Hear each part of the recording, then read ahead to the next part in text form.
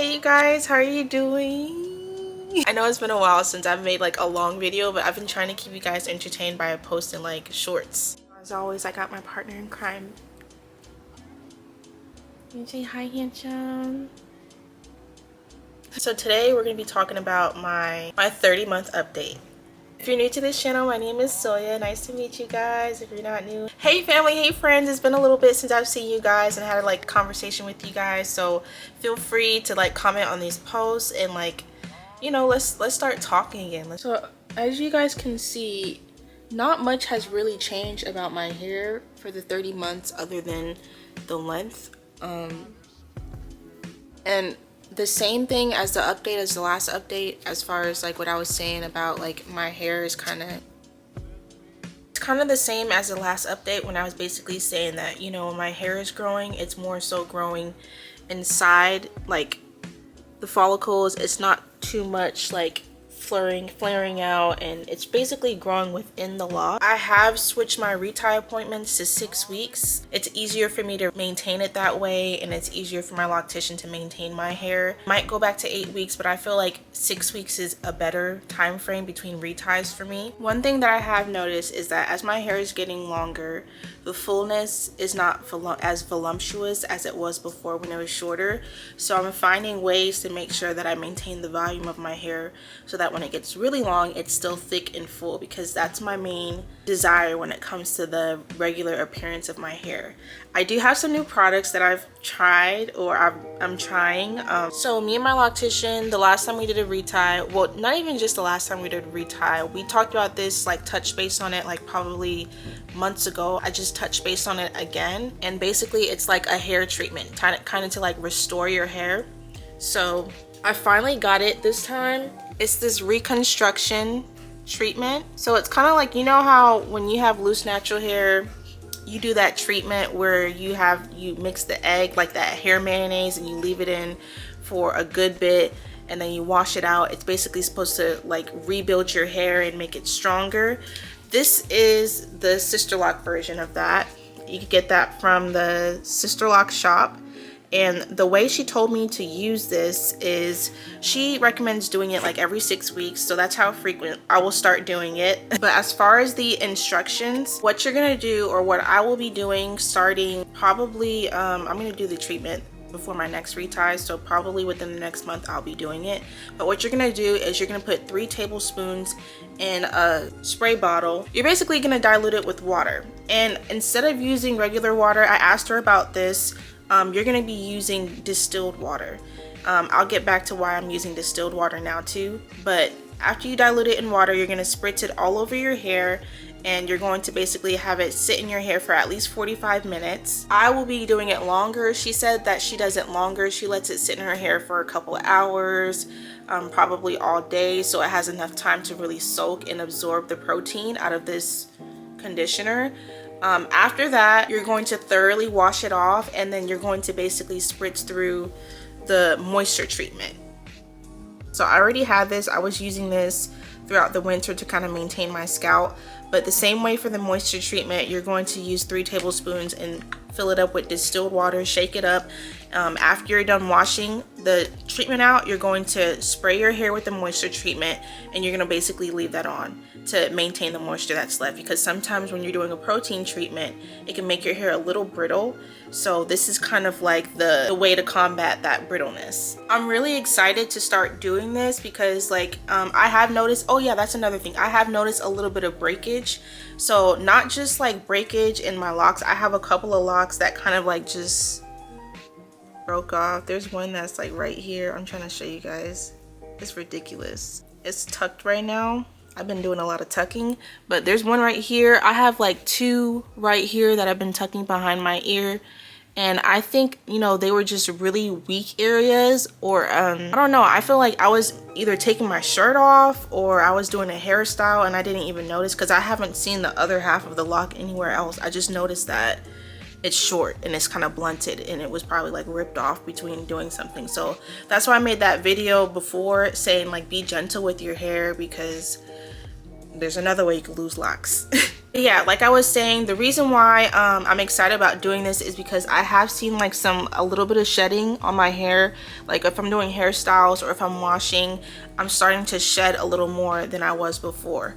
And she said basically this hair treatment will help with that.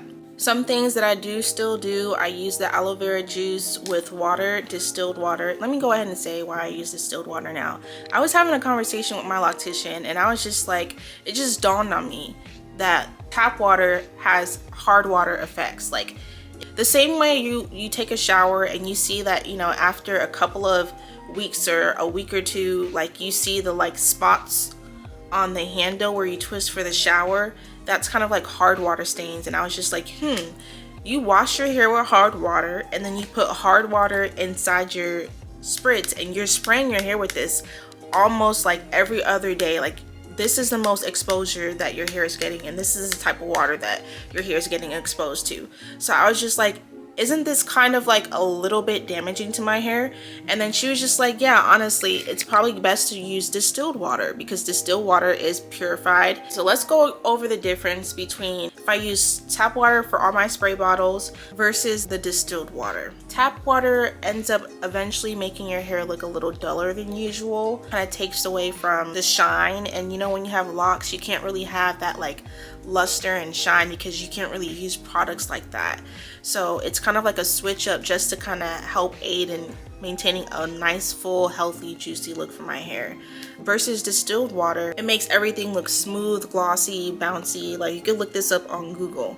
I have noticed a difference ever since I switched it out. My scalp is also less irritated because I was always spraying my scalp with these mixtures almost every other day. Another thing is if you have dyed your hair or if you're thinking about dyeing your hair, it's probably best to use distilled water to do like the treatment and to use on your hair to spritz it every day because it kind of maintains the color of your hair versus the tap water. It kind of takes away and makes it fades it quicker. Oh, another thing that I added to my regular maintenance for my hair is using a lock comb.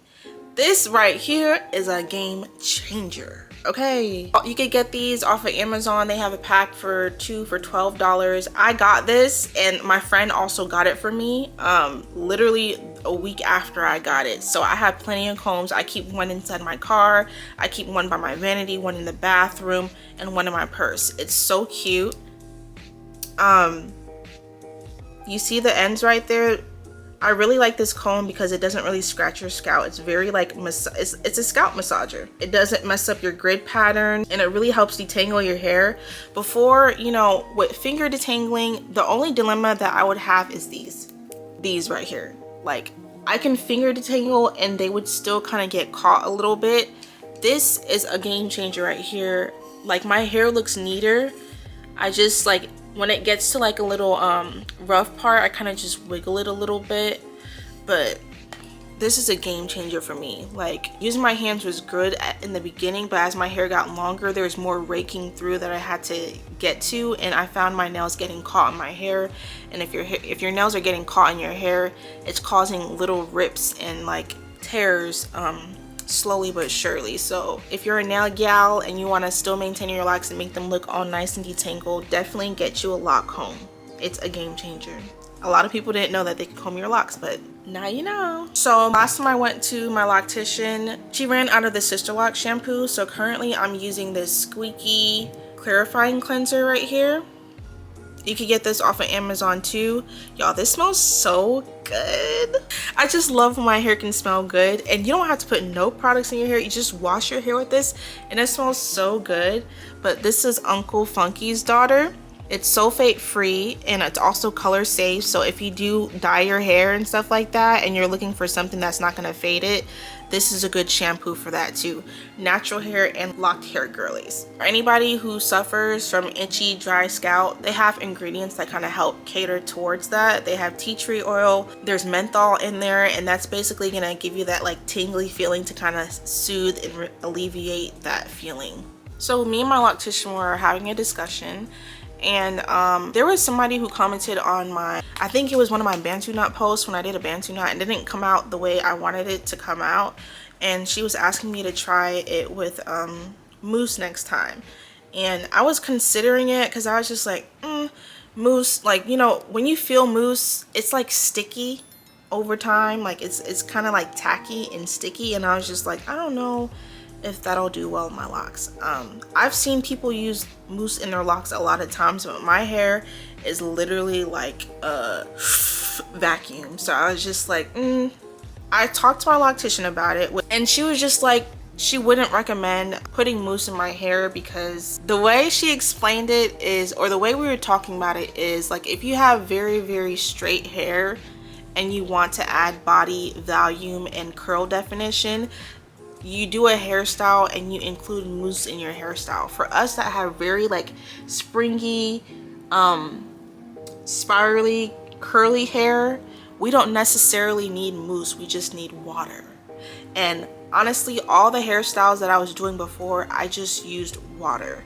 The braid outs that I was doing, even the Shirley Temple curls with the satin silk rollers, that was just water. Twist outs, water. All of these hairstyles that I was doing was with water. Bantu knots, water. I use a little bit of moisture treatment sometimes, but the ratio is 3 tablespoons to a lot of water. I won't be using mousse in my hair. I'll just most likely make smaller parts so that it's more defined when it comes to doing hairstyles like the Bantu knots again.